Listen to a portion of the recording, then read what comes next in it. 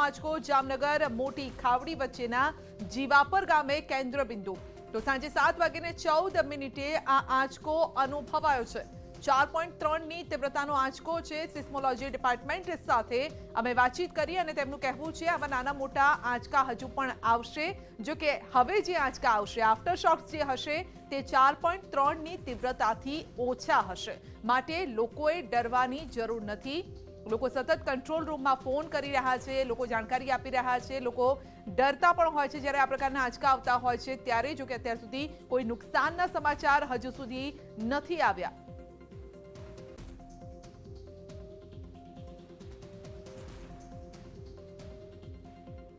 देखिए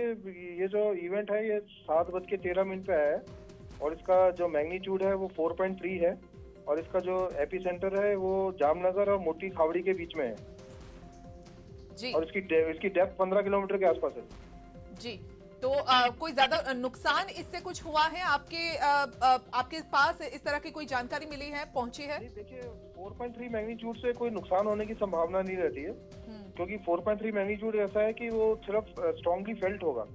बट उससे नुकसान होने की कोई संभावना नहीं है इससे पहले सुमेरे जो देखा गया है कि जो कच्चे मकान है वहां पर दीवारों पे क्रैक हो जाती है इस तरह की वो अगर बिल्कुल हाँ। आपका विद इन समझो 5-10 किलोमीटर एपिसेंटर के नजदीक में कोई अगर झोपड़पट्टी है तो कोई अगर कच्चे मकान है तो उसमें दरार आ सकती है पर गिरे कोलैप्स नहीं होगा जी जी और आगे इसको लेकर क्या कुछ और जानकारी है आगे क्या इस तरह के आफ्टर शॉक्स आएंगे कहां पर आएंगे कौन कौन से इलाके हैं जहां पर इसकी असर देखने को मिल सकती है देखिए कोई जैसे इवेंट बड़ा इवेंट आता है जैसे जामनगर में जो पिछला 4 मैग्नीट्यूड का अर्थक्वेक आया था वो 2006 में आया था तो ये लगभग 15 साल के बाद आया है बट जामनगर के आसपास हर साल बरसात के सीजन में इवेंट्स एक्टिविटी होती है बट वो मैक्सिमम जो मैग्नीट्यूड रहता है वो 3 से 3.5 तक रहता है जो 4 मैग्नीट्यूड का अर्थक्वेक है 15 साल के बाद आया है अभी 4.3 का आया है तो इसका 1-2 आफ्टर शॉक लगभग 3 मैग्नीट्यूड तक के आ सकते हैं बट इससे कम ही आएगा आफ्टर शॉक जो आएगा इससे ज्यादा होने की संभावना नहीं है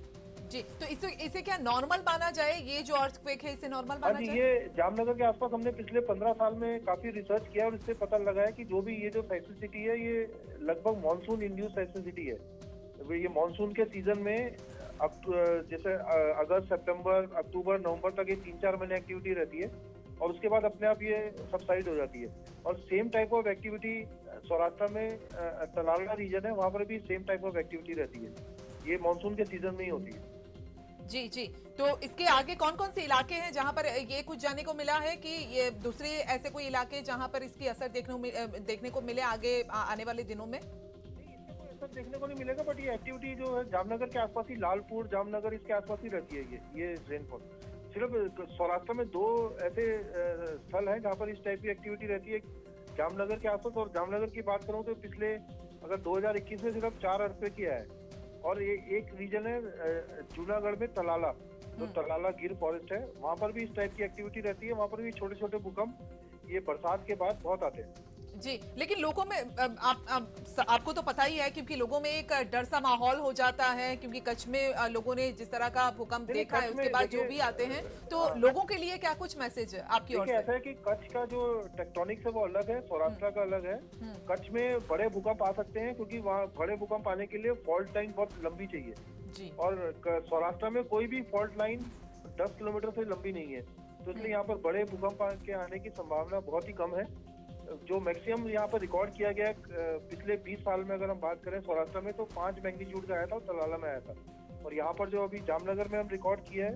वो 4 के आसपास ही है उससे ज्यादा भी नहीं आया कभी जी यानी लोगों को डरने की जरूरत नहीं है कोई डरने की जरूरत नहीं है एक 1-2 आफ्टर शॉक